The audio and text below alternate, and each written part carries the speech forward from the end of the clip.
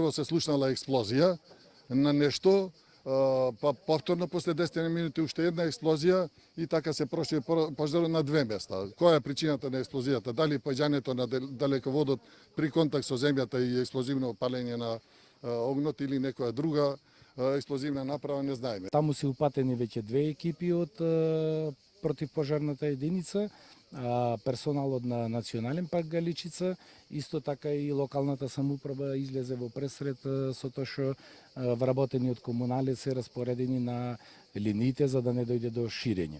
Она што е критично сега е критично према јужната страна што се шири, но се надеваме дека тука нема да имаме поголеми проблеми ради тоа што го имаме стариот пат према Рамне, така да тој представува природна пречка за ширење на пожар.